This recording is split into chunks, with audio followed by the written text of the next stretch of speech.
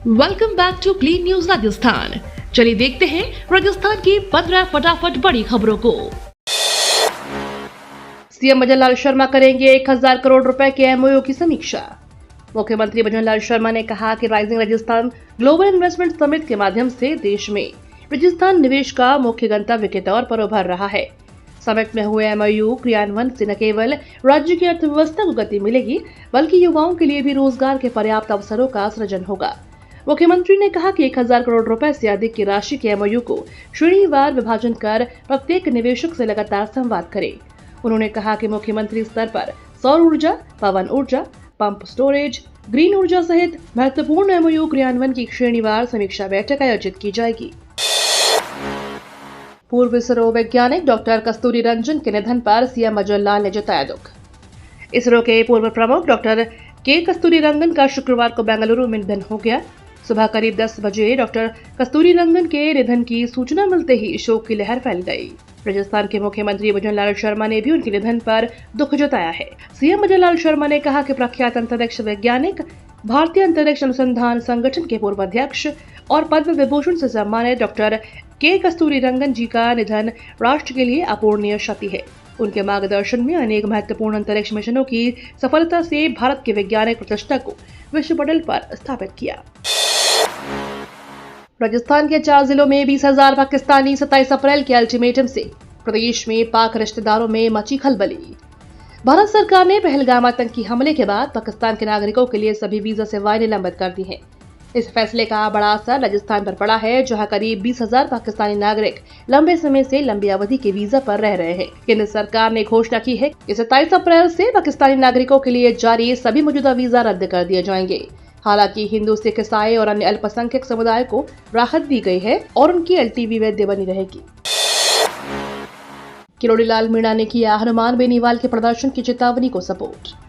Rajasthan SI भर्ती परीक्षा रद्द करने की मांग को लेकर हनुमान बेनीवाल ने सड़क पर उतरने की चेतावनी दी है।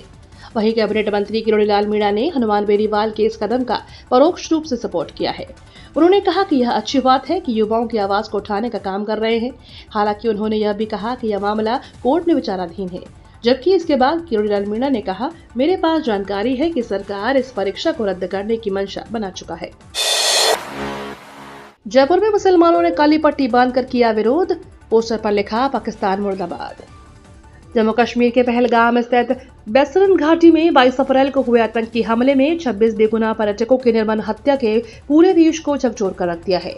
इस बर्बर हमले की गूंज राजस्थान में भी सुनाई दे रही है। इस घटना के बाद प्रदेश भर में शोक और एकजुटता की लहर दौड़ गई है। प्रदेश भर में पाकिस्तान और आतंकवाद के खिलाफ विरोध प्रदर्शन हो रहे हैं। कई जिलों में बाजार बंद रहे और सर्व समाज ने जोरदार रैलियां निकालकर दोषियों को फांसी देने की मांग की है। राजधानी जयपुर में शुक्रवार को जुमे की नमाज के बाद मुस्लिम समाज के हजारों लोग सड़कों पर उतरे और आतंकवाद के खिलाफ प्रदर्शन किया। विभिन्न मस्जिदों से नमाज के बाद लोग हाथों में आतंकवाद मुर्दाबाद की लिखी तख्तियां लेकर रैलियों में शामिल हुए। पहलगाम हमले के बाद राजस्थान में आतंकी समर्थन में की पोस्ट।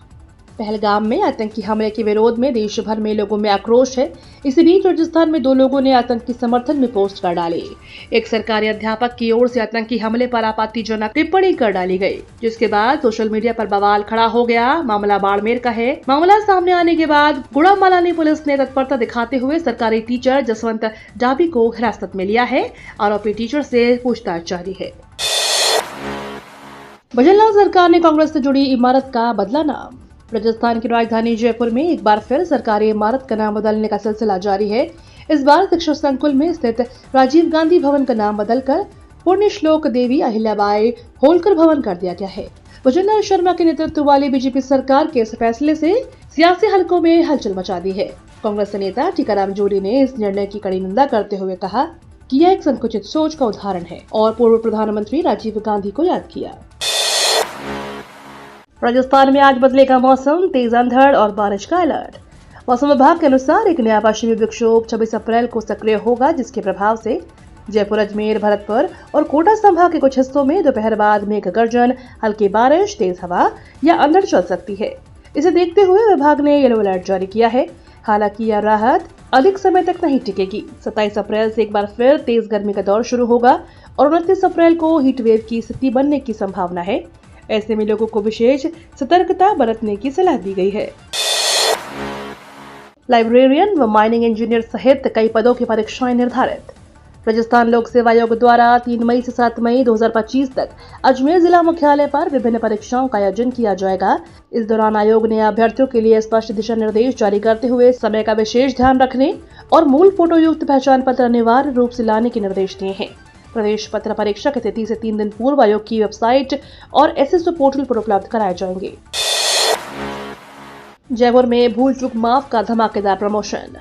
बॉलीवुड की बहुप्रतीक्षित रोमांटिक टाइम लूप फिल्म भूल चूक माफ का प्रमोशन जयपुर में धूमधाम से हुआ। फिल्म के मुख्य कलाकार राजकुमार राव और पामिका गंभी ने पिंक सिटी की सांस्कृतिक और ऐतिहासिक धरोहरों का दौरा कर दर्शकों का दिल जीता। यह फिल्म 9 मई को सिनेमाघरों में रिलीज होगी और दर्शकों को समय के लूप में फंसी एक अनोखी प्रेम कहानी का अनुभव देगी।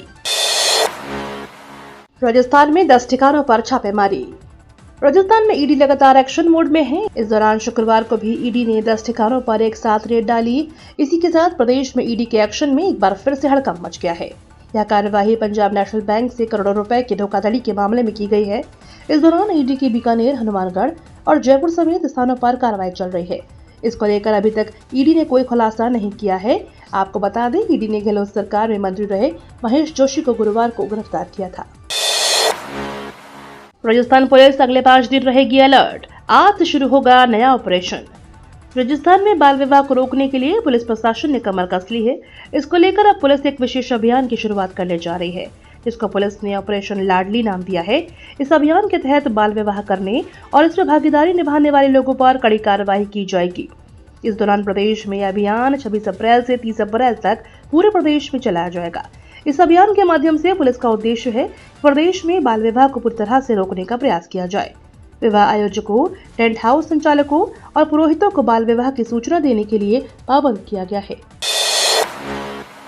घबराए पाकिस्तान ने अरब सागर में शुरू की फायरिंग ड्रिल। पहलगाम हमले के बाद भारत ने अरब सागर में अपने एयरक्राफ्ट कैरियर INS विक्रांत को उतार दिया है, जिससे घबराए पाकिस्तान ने अरब सागर में ग्वादर पोर्ट के पास फायरिंग ड्रिल शुरू कर दी है।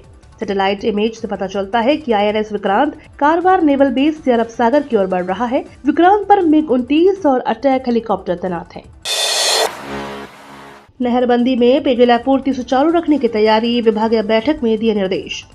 इंदिरा गांधी नहर की 30 दिवसीय पूर्ण नहरबंदी के दौरान जोधपुर शहर और ग्रामीण क्षेत्रों में पेयजल व्यवस्था को सुचारू बनाने के लिए विभागीय स्तर पर सक्रिय तैयारियां की जा रही हैं। इसी क्रम में शुक्रवार को अतिरिक्त पुलिस अभियंता क्षेत्र प्रथम जोधपुर दिनेश कुमार नागौरी की अध्यक्षता में समीक्षा बैठक आयोजित की गई।